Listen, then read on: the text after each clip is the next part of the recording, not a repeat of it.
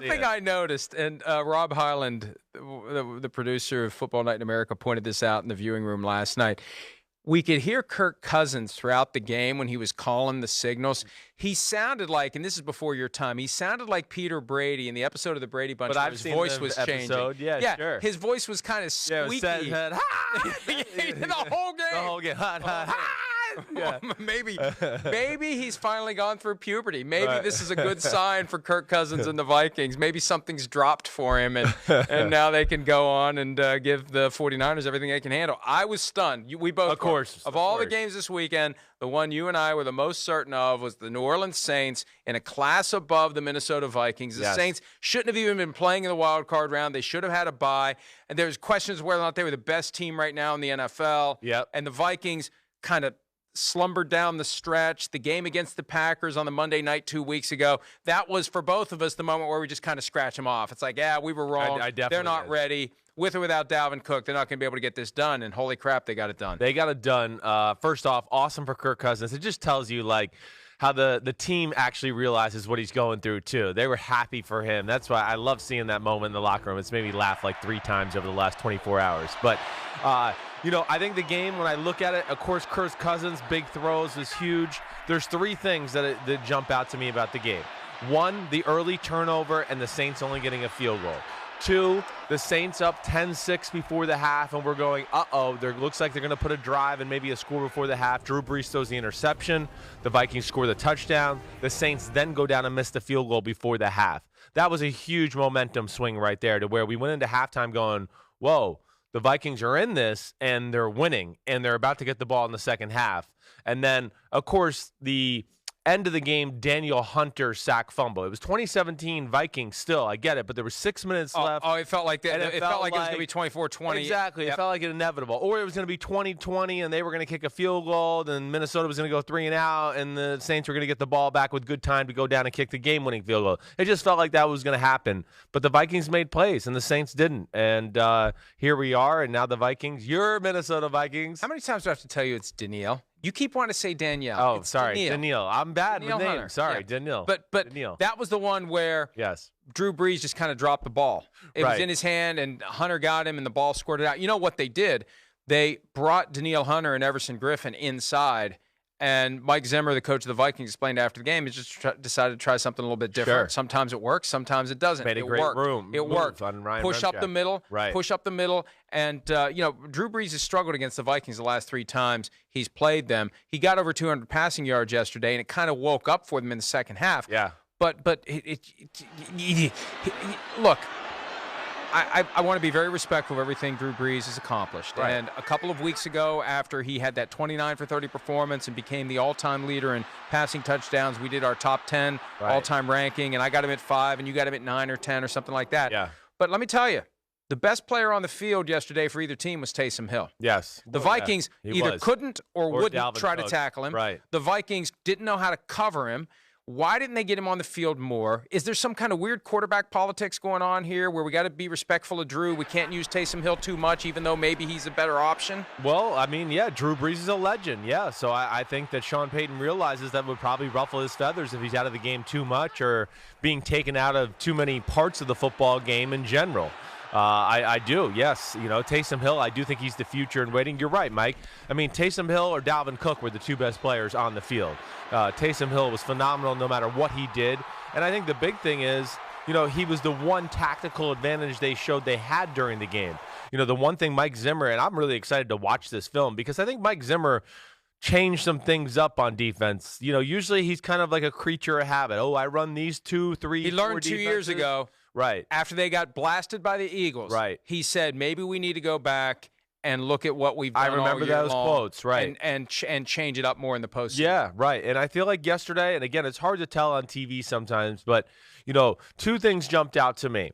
We didn't see a lot of Michael Thomas, especially like over the middle. Those are usually when Sean Payton can game plan you to death and just find the matchups. No Alvin Kamara in the pass game. Really no Jared Cook with like huge numbers. So that tells me there was things being done to take away that short to intermediate pass game that the Saints love.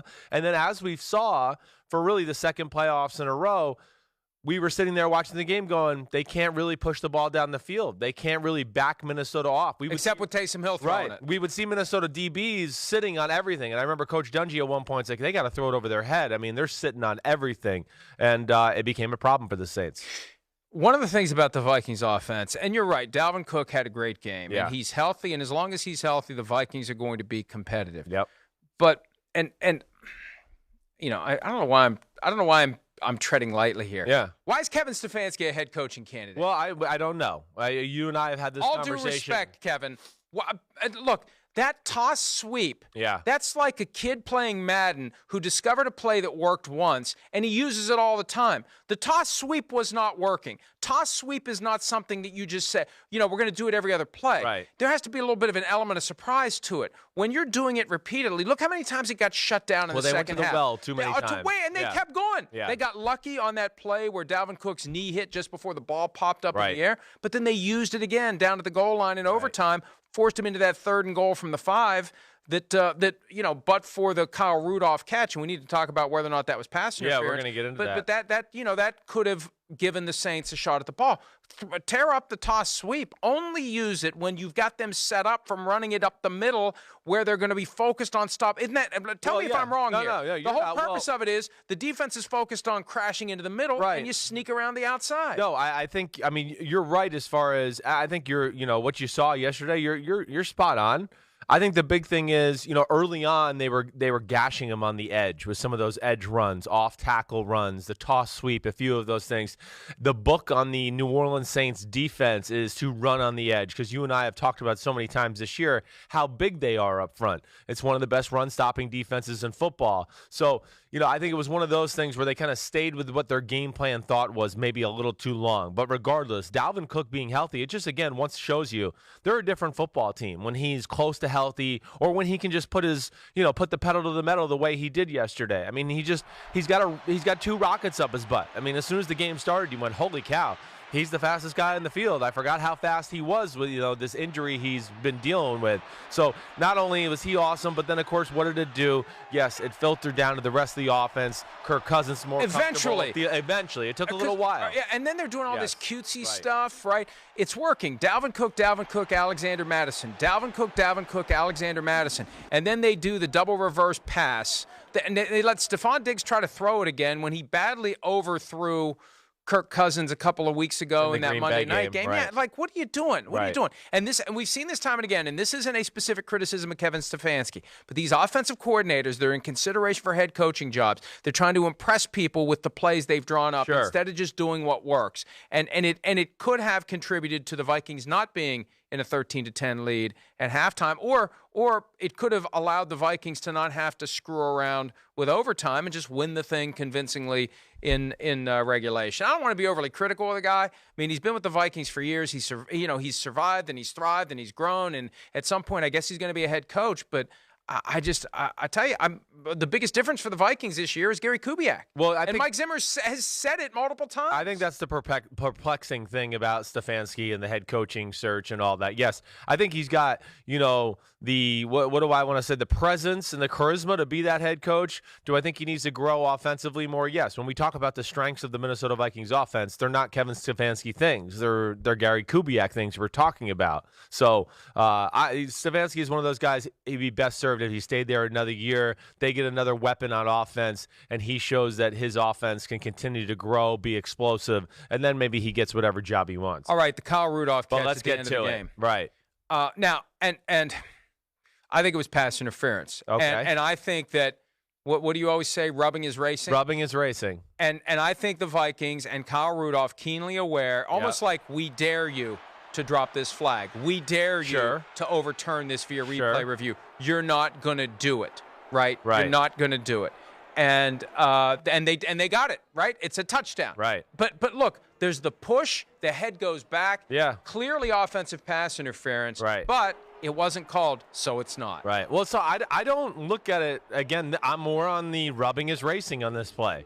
Again, I can't sit here and go, oh, I really feel like that's offensive pass interference. Did he push off there?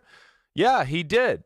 But I know P.J. Williams grabbed him before he pushed off. So, again, and you talk about the gloves all the time, how sticky they are. It doesn't take much to grab somebody with those gloves. You don't need to be, like, straining to be like, oh, I got to hold your arms. It's a normal little, like, hey, I'm holding your arm, and you're locked in there pretty good, or you got a piece of the jersey. So that's where I would just argue back a little bit, especially like that first clip. If we could just start from the beginning of what we just saw there. But look, the hands go on Rudolph first. He's got his hands, but he still pushes it. Well, he's never going to be able to do anything if the other guy's allowed to hold him, and he just has to stand there. So that to me, the contact is initiated by the Saint player. So if we're going to do anything, I don't know. I mean, Minnesota guy can sit there and just go, look, he's got his hands on me. I won't even try to push off or do anything. It's pass interference.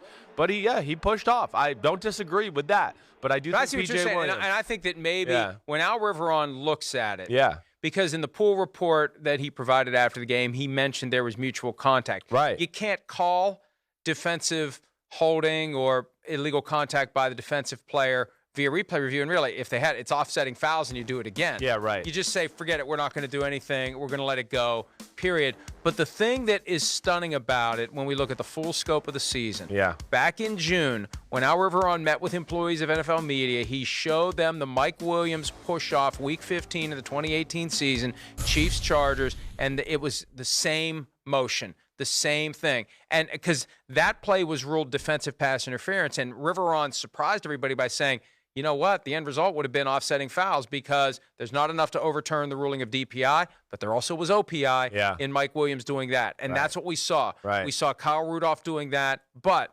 last play of the game, I dare you to call it. Sure. And that's when you understand how the rules get applied. Mike Zimmer, they asked him about it after the game, and he's like, I saw 2 feet down, I saw the ball in his hands, and I got the hell out of there. Right. And, that's one of the benefits of that happening the last play of the game. Everybody's gone before there's a chance to really do anything about it. And I think it puts even more it's more of a dare. I dare you, Al. I triple dog dare you, Al Riveron, to overturn it, and he wasn't going to do it. Well, no, I don't think he is. And, again, this is something that we're going to continue to hear about through the playoffs. This is going to be a conversation because we're going to have a call this weekend that's going to come down to the end of the game.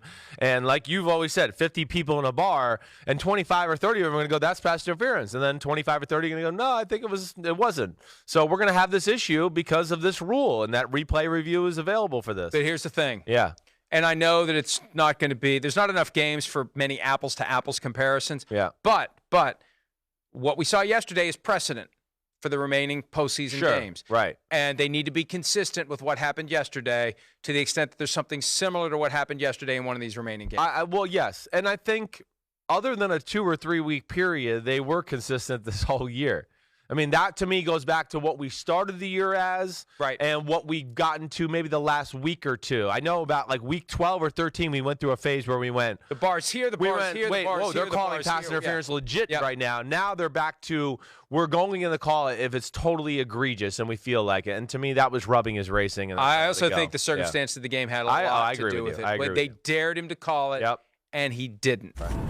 I'm not making any comments on that. Other than, I've told you guys this for the last, couple of years. I've always just taken it 1 year at a time and kind of reevaluate each off season and then, find the things I want to get better at and move on. There are all sorts of tells that people have, and the nervous smile is a tell. Yeah. Because that's not a circumstance to be smiling. Your season ends after a great run in overtime. That smile isn't because he's happy. That smile is because the question about Drew Brees' future struck to the heart of his reality. He's going to be a free agent. Yep. He was a free agent 2 years ago after the Minneapolis Miracle. There was never any real talk about him leaving. But now you've got Taysom Hill, who was the best Saint on the field, if not the best player on the field for either team. Right. And Drew Brees is going to be 41 in 9 days. Right. At some point, not every guy's going to walk away on his own terms. At some point, the team is going to be the one to say, we got to do something. Taysom Hill is 29. He's going to be a restricted free agent. The most they could apply is that first-round tender that, there could be somebody out there saying, hey, Everybody wants a Lamar Jackson. There's a Lamar Jackson who's playing for the New Orleans Saints. If they aren't going to make him the starter, we will. Well, if you listen to anybody who knows anything in the NFL, a lot of people will tell you that Sean Payton's excited to run that type of offense with Taysom Hill. He's the guy in waiting. So, yeah, they need to do their due diligence here. I mean, we're getting very close. Drew Brees is still real good. We know that. But can he overcome the great defenses and playoff football and stuff like that? I don't know. I think that's a real question. Hi, I'm Mike Tirico, and thanks for watching. Make sure to hit subscribe for the latest news and highlights from NBC Sports.